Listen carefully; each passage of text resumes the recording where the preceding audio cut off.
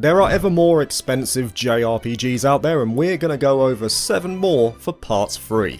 Starting with the Skyfaring adventure of Skies of Arcadia. Developed by Overworks and published by Sega, Skies of Arcadia sees players join Vice and Ica, a band of pirates who actively rebel against the authority of the Valoran Empire. This empire, in of itself, is attempting to reawaken an ancient and long sealed away weapon to assert world dominance, but they have to find the fabled moon crystals in order to do that. Vice and Ica are later joined by Fina to make sure that doesn't happen. Now, Skies of Arcadia, despite being mostly forgotten by Sega, is a well-regarded RPG for the Dreamcast, in of itself a console that didn't fare too well compared to its contemporaries like the PS1 and N64. The impressive hardware of the Dreamcast though, at least for its time, allowed Skies of Arcadia to capture the imaginations of players, allowing for traversal through the skies in their own ship, a style similar to Panzer Dragoon, of which various alumni also worked on this game. With a heavy emphasis on exploration and a massive world to uncover, it's no wonder that the game garnered a strong following, and it would later also come to the GameCube as well, retitled as Skies of Arcadia Legends.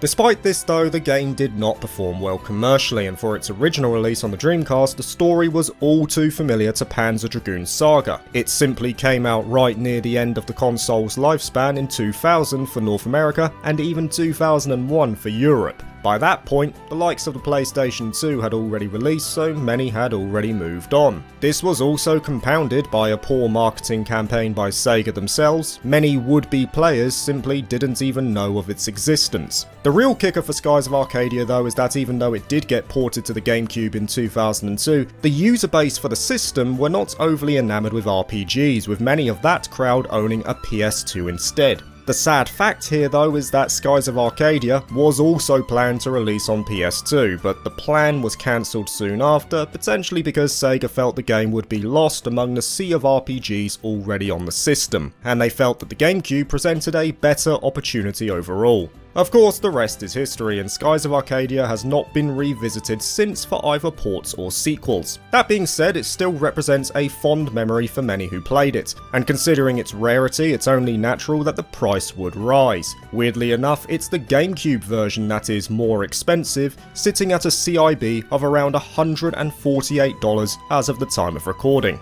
Next up is 1999's Koudelka, developed by Saknoff. Set in 1898 in Wales of all places, the game mostly takes place in the Nemeton Monastery, a building that was once a place of worship and then redeveloped into a mansion. This mansion has since been infested with monsters, and it's up to the protagonists to figure out the mansion's secrets. Koudelka was birthed from an idea of creating a horror RPG by director Hiroki Kikuta, who had left Square to form his own development studio, that being Saknoff, in 1997. The game played similarly to Resident Evil, at least in terms of exploration, with fixed camera angles, pre-rendered backgrounds, limited inventory space, and a host of puzzles to circumvent. Despite that similarity though, battles were reminiscent of a typical turn-based RPG, a decision that actually went against the wishes of Kikuta himself, who wanted to use a real-time system instead that broke away from the typical mold of RPGs. It was his development team who opted against this and decided to stick to the turn-based style.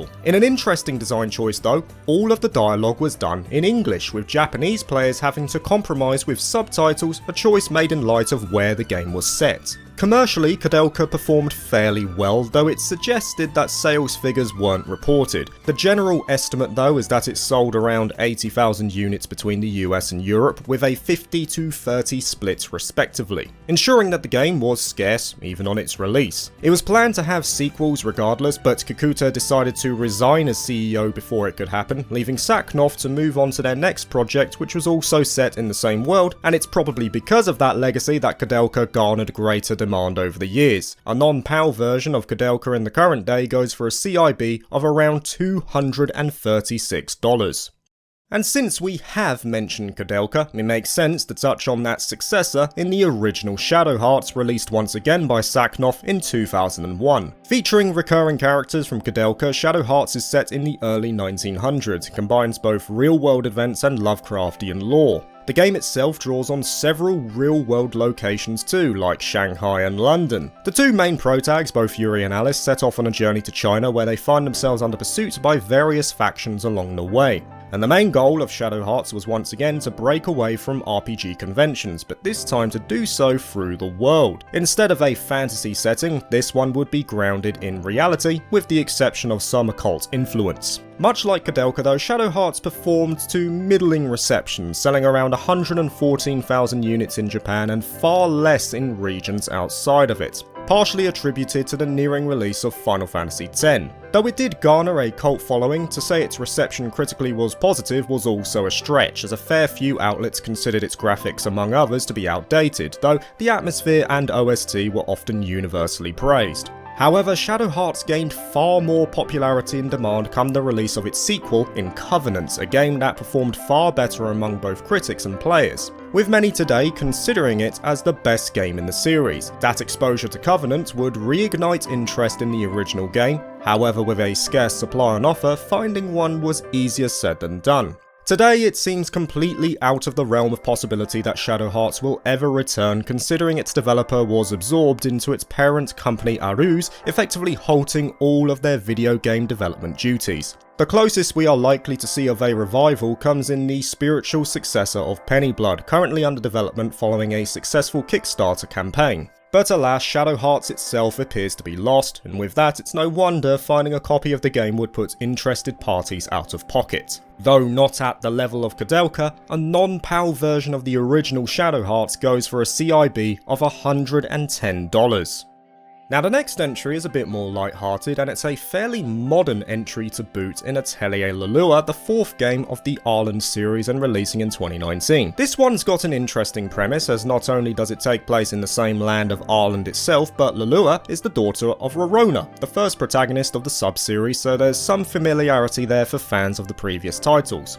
What was notable about it though is that since it came out following the release of the Mysterious titles, it did draw some influence from those games, with exploration and synthesis feeling somewhat similar to Sophie and Firis. Story, as you would expect, is fairly simple in premise too. Lelua finds a book that only she can read that hints of her latent power. This book will eventually lead her to discover the truth of the land of Arland itself. Now while Atelier Lelua does exist on the likes of PC and Switch, it's the PS4 version which saw a massive inflation in price around mid-2021, which coincidentally was following the release of the first Riser game, a sub-series that would become the most successful in the entire franchise. Being the next most recent title to release, it's not illogical to think that new fans would look for Atelier Lelua as their next title to play, and thus demand rose. This was coupled with Koei Tecmo releasing a small supply in the first place, considering the overall niche status of the series, and this only ballooned further when copies of the PS4 version went out of print. In truth, it's not just Lelua that has spiked in price, in fact most of the Atelier series has over the past few years, but this one appears to be one of the most heavily hit. At present, it goes for a CIB price of around $122.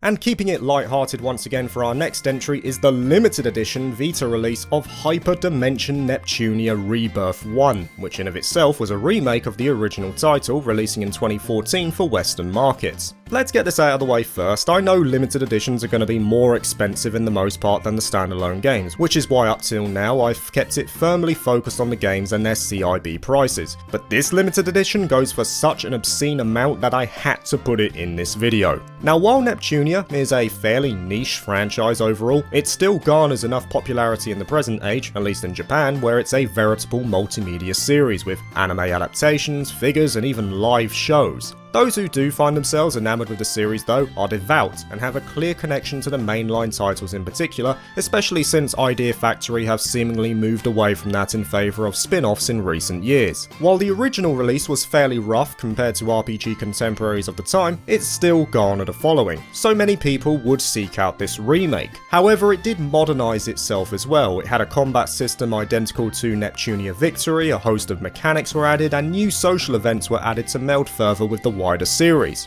Now while the game as a standalone isn't too expensive, the limited edition is certainly not of the same ilk. It started fairly cheap at around $58 when it was released by NIS America, but there was one small issue when it finally hit the market.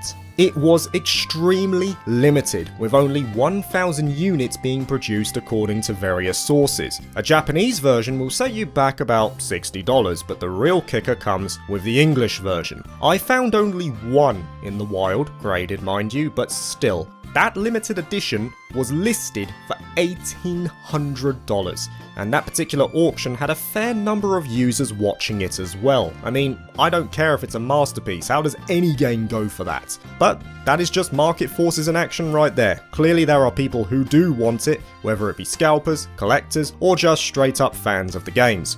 Not me though.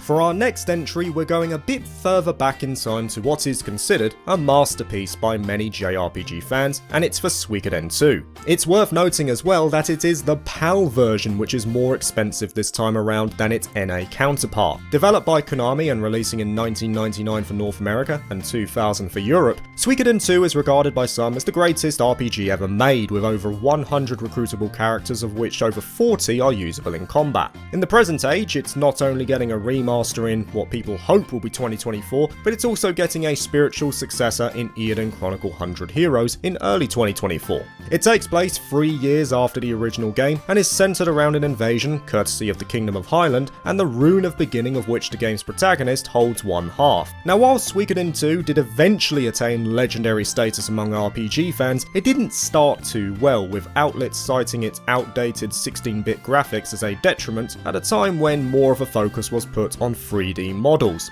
Retrospect is a bitch here, with very few exceptions. Those pioneering days of 3D models haven't aged nearly as well as the 16-bit designs, at least for me. Anyway, Suikoden 2's premise and gameplay eventually won over fans, but its poor initial reception ensured that the game would not get a reprint, compounding further on its already low initial print run. The initial run was low because Konami had little faith in the game following the lukewarm reception of the first title. Of course, with that, the rest is history. A game that's hailed as one of the best RPGs ever made causes its demand to rocket, while there is also a very low run of available copies out on the market. I dare say this is made even worse by the fact that quite a few players probably would never sell it at any price due to their memories of the game. A CIB version of Suikoden 2, the PAL version mind you, will set you back around $260.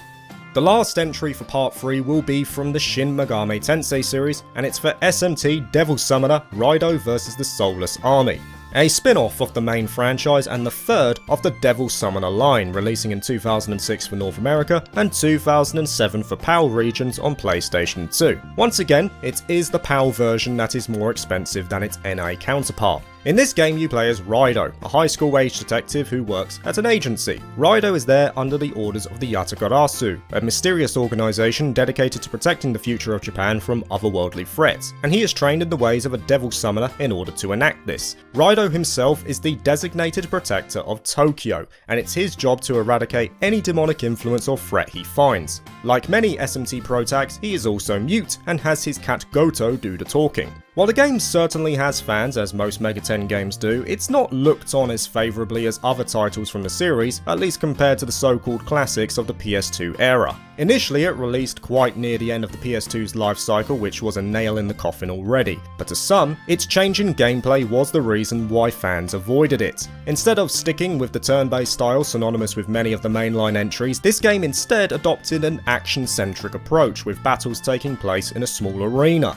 Despite conflicting opinion though, it was always going to garner an interested market considering the popularity of SMT as a whole. Unlike many on this list, and indeed previous ones though, the price of Soulless Army has gradually increased over the years rather than spiking at a particular point. And it hurts me because I found a complete version of this at my local game store. The box was there, I took it to the counter, but looks like they made a mistake and someone had actually already purchased it. Just my luck. Anyway, in the present day, the third Devil Summoner game will set you back around $174.